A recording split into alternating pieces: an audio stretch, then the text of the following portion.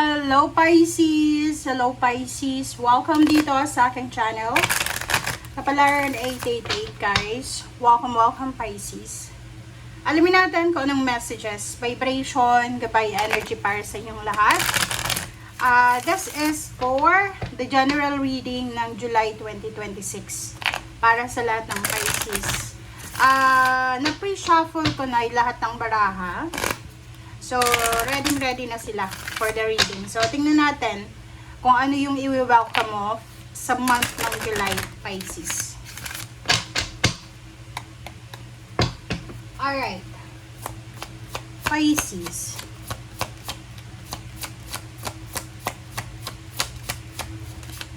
Sa mga bago kong subscribers, thank you sa inyong lahat, guys. Thank you. Okay, I hope, sorry, tatlo yung tumalon. Okay, kukunin ko siya. Kasi normally yung iba hindi kinukuha yan. But kailangan kong kunin kasi may mga dalang energy yan kung bakit tumatalon. Okay, numbers. Ang numbers mo for this month ay number 24, number 6, number 34, number 7, number 35, number 8. Okay, soul cage. Yung soul cage na to, rescue, escape from captivity and restrictions. Nakikita ko sa'yo dito, this one is pwedeng sa love life and family life, collaboration, friendship, parang ganon. Sinasabi ng bara sa'yo na kailangan mo daw ngayong July ng boundary, okay? Kailangan mo ng boundary dito, restrictions. Sa love life ganon, unahin natin yung love life mo. Sa love life, kailangan ng give and take energy, 'di ba? Hindi puro lang give, hindi lang puro get. Okay, kailangan balanse. Ganun yung ganun yung role ng abundance. Okay, kahit sa tarot or kahit sa anong klase, sa astrology, ganun. Kailangan yung energy mo is balanse. Marunong kang magbigay, marunong ka din tumanggap. Okay.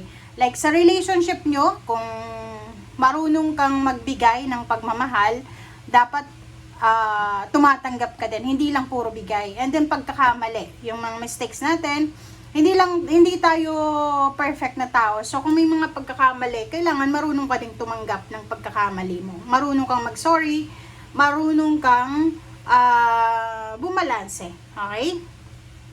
Sa family life naman, this one is rescue. Okay. So pwedeng may mga kapamilya na possible na may mga pinagdadaanan, financial, emotional, na sinasabi ng barahan na kailangan mong ilimit yung sarili mo. Kasi hindi mo problema yung problema ng iba eh. Okay? Sa tarot kasi ganun eh. Sa tarot dapat mag-focus ka lang sa sarili mong energy. Okay? Mag-focus ka sa energy mo eh. Kasi pag ikaw ay napapaligiran ng mga vampires, ng mga tao na, hindi yung vampira na totoong vampira, hindi, yung energy vampires. Ito yung mga tao na isasak nila lahat ng energy mo. Okay? So, mag-iingat ka sa mga lihim na naiinggit sa'yo. Yung, okay, andito na naman tayo. Like, kakilala ka, pamilya, sa mga taong kausap mo na, pag nakikita nila na masaya ka, tapos malungkot sila, miserable sila, mayroon silang problema, alam mo yung mga taong ito, ramdam mo na bibigyan ka nila ng galit, 'di ba? Yung iti-trigger nila yung emotion mo, umiwas ka sa kanila. Okay? Restrictions, kailangan mong ilimit yung iyong pakikisalamuha, pakikipag-usap sa mga taong 'yan. Okay? Okay, next card natin ay Yemaya. Okay, Yemaya, Grandmother Ocean. Okay, dito, eto para sa mga babae. Babae na Pisces. Pisces na babae. Sinasabi ng barahan na kailangan mong alagaan ang sarili mo. Okay? Lalo na yung mother yan. Mother dyan. Mother. Lalo yung mga bagong panganak. Okay? Mga bagong paganak or pwedeng mga buntis kayo. Sinasabi ng barahan na okay lang na ibigay mo yung 101% na attention mo sa newborn mo. Pero hindi ibig sabihin nakakalimutan mo na yung sarili mo. Okay? Doon sa mga Pisces na bagong panganak, mag-iingat kayo ha. Kasi kung makikita mo dito, may iba sa inyo na hindi na natutulog sa pag-aalaga ng bata. Kahit tulog yung bata, pinanunood nyo na natutulog. Dapat pag natutulog yung bata, matulog din kayo.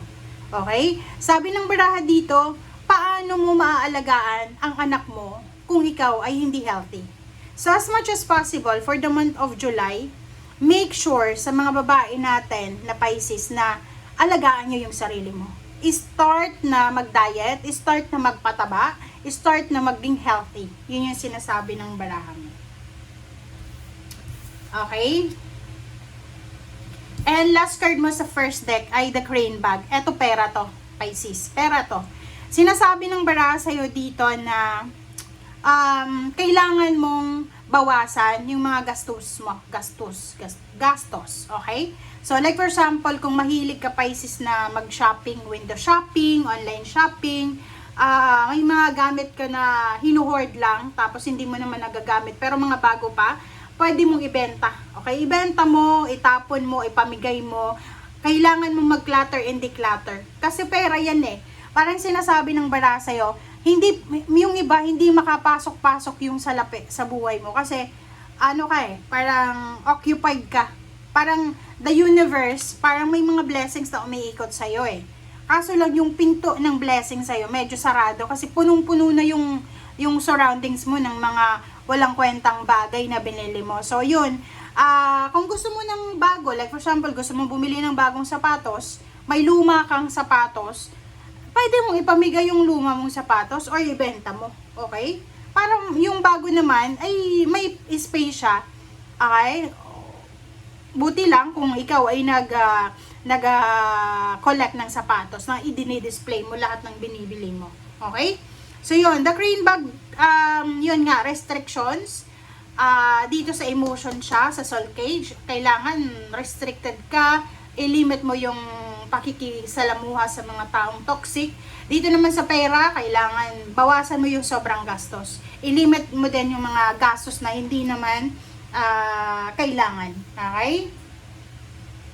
Alright. Kasi minsan, marami kang mga gastos na hindi mo naman kailangan. Okay. Let's check. Okay, this is your second deck.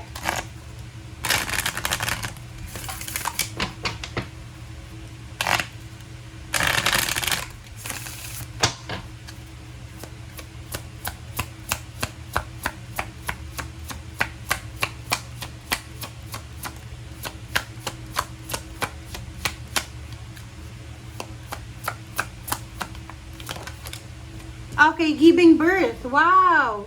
So, this one is si Maya.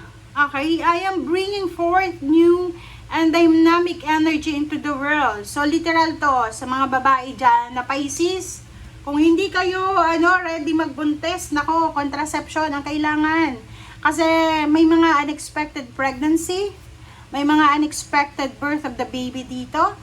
And, sinasabi ng baraha sa'yo dito, marami ka, this month of July, marami kang maiisip na Pisces na pwedeng pagkakitaan.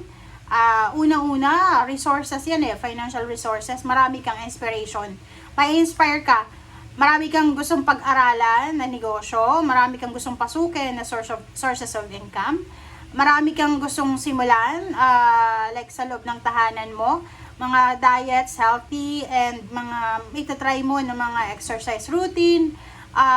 Mga kung ano man yan na gusto mong simulan. Okay, congratulations sa inyo. Okay, let's check Pisces. Nakikita ko sa'yo dito kasi impress yan, na giving birth. Nakikita ko sa'yo masyado kang nakafocus sa new beginnings. Okay, future. Nakafocus ka sa future. Wala ka na doon sa past. Naging mas matalino ka ngayon. Naging mas magaling ka mag-manage ng oras, ng energy.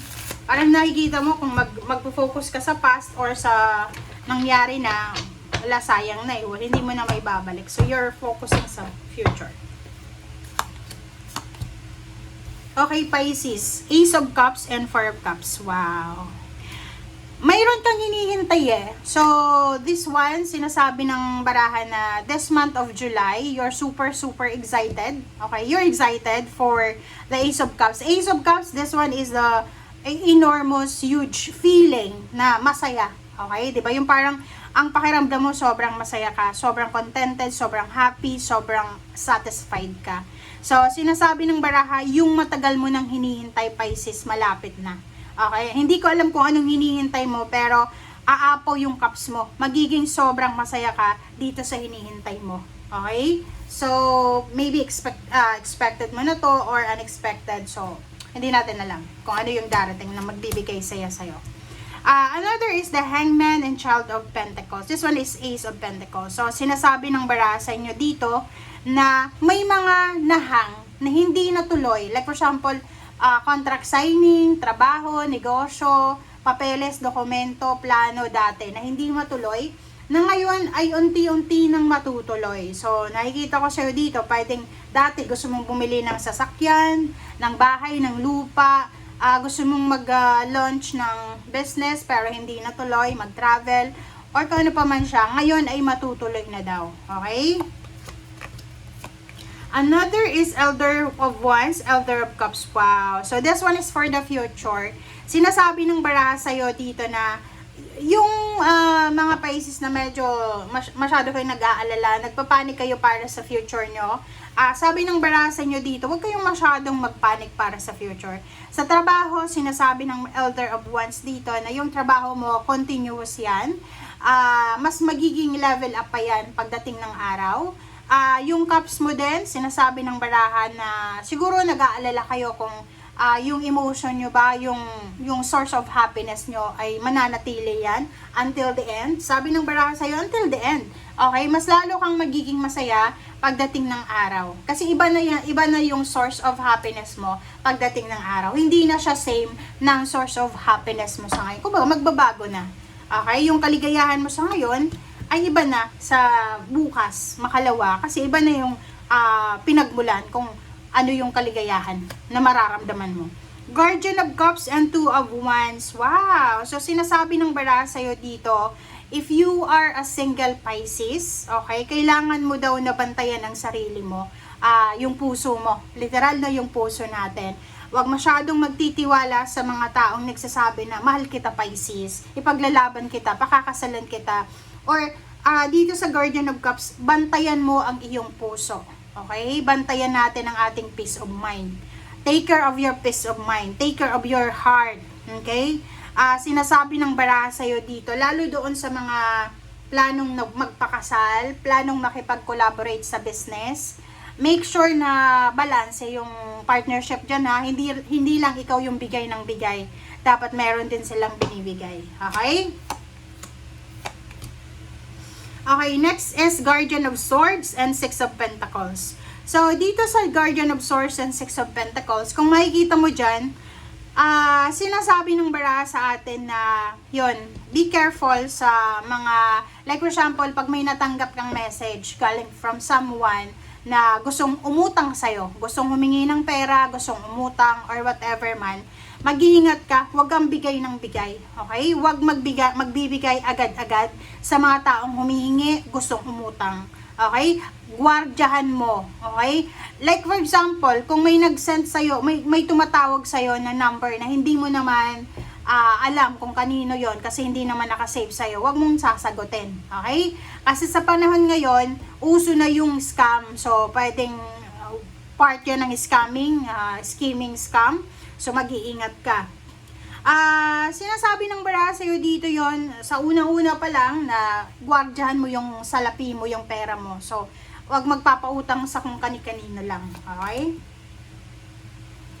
Okay, Elder of Pentacles and Five of Pentacles. O, diba? Sabi ng baraha sa'yo dito, kung gusto mong mabantayan kung ano yung magiging takbo ng iyong finances hanggang sa katapusan, hanggang sa future mo, para maiwasan mo yung financial problems or issues, yun, huwag kang magpapautang sa mga taong makunit.